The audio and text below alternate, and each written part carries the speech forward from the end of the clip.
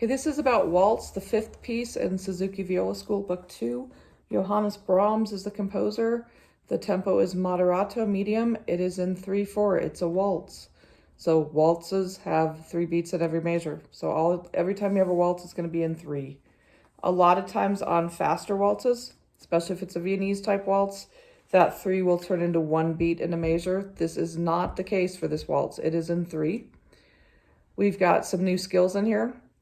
Some of it is dynamics are really important in this piece. We've got some grace notes. We've got some new bowing skills. We're also going to learn to cover 2 strings. So at the beginning, we've got over and over in this piece, we've got dotted 1/4-8. 1 and 2 and. So you want to, a lot of times it's really awesome to make sure you really get that 3/4 of the bow, 1/4 of the bow.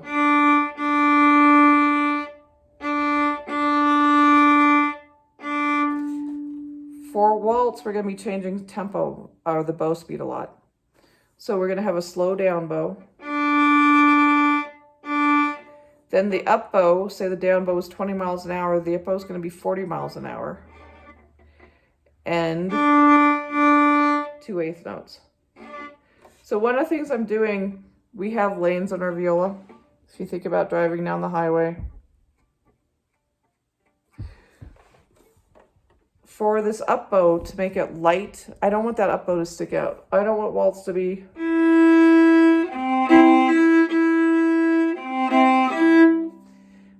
I also want the speed change to happen immediately.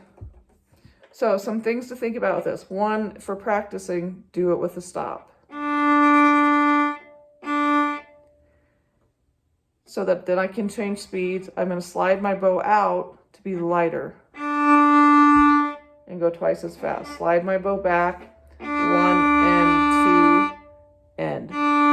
Slide it out. 3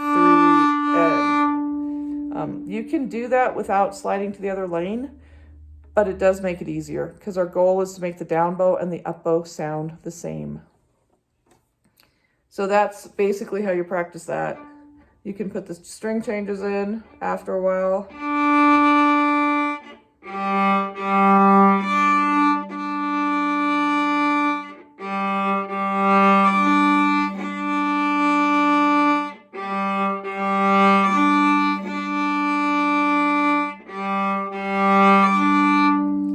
That's one of the big skills in waltz. It happens over and over, the first measure, and then all the measures similar with that same rhythm. Then on measure 3, we've got grace notes. 2 problems happen with this. 1 is doing the grace note, 2 is the bowing. It's essentially a finger flick. Sometimes I'll think of it like a blueberry, blueberry. Sometimes I'll do it fast, the grace note's faster. Then you want to put a stop in between. So, and then keep your bow on the string. Change. And so my bow speed has to change in that measure. Now I've got 1 beat in the down bow and 2 beats in the up bow. Again, a good practice can be put a stop in.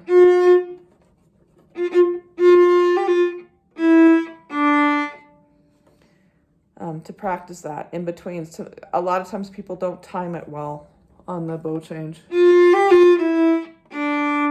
There's a decrescendo on that too. Then the last measure, the first line, measure 4, we're going to cover both strings. So basically I imagine a string between my D and my G string, and I put my finger on that imaginary string and I sync. So the strings may not be all the way down to the fingerboard.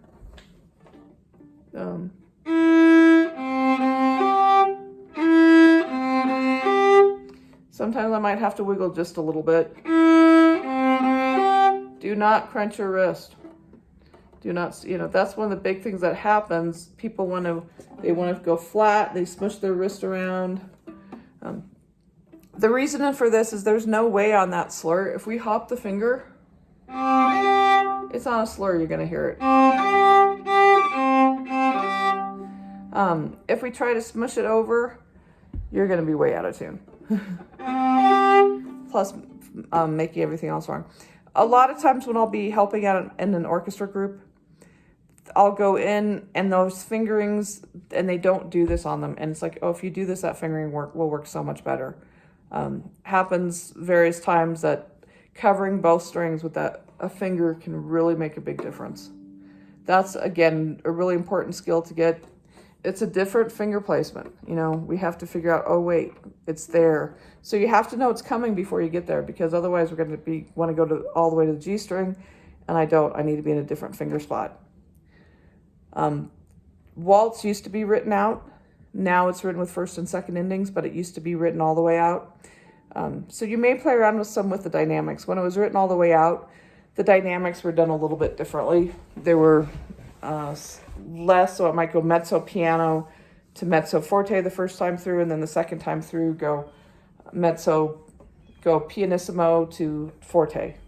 So that's something else you can consider. The dynamics are really important in waltz. They're easy to remember because as you go higher in pitch, you go louder. That's a very common thing that happens with dynamics, is as you go louder or higher in pitch, you'll go louder with it. And then when you drop back to the lower pitch, you go back to the softer dynamic. Measure 15 does have a poco ritardando, a little bit dragging slower. It's optional because it's in parentheses. If you do the poco ritardando in 15, then you got to make sure you go back to the tempo in 16.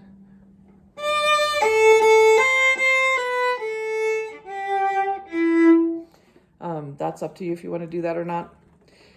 Measure 22 does have a poco ritardando marked the second time. You do want to do that because you need to tell people that, yes, I'm really finishing this piece now. Like I said, you do need to play the repeats all the time with it. It used to be written out. There is an accidental of an F sharp in measure 7. That's basically the only accidental in here. I'm thinking that's all of our preparations for waltz. And then trying to use full bows on it. You're also going to work on using full bows. Sometimes as the tempo goes a little bit faster, you may not use full bows on it. Get the preparations for waltz solid, really easy. Do them 100 times before you start trying to learn waltz. And then I will see you in the video about learning waltz.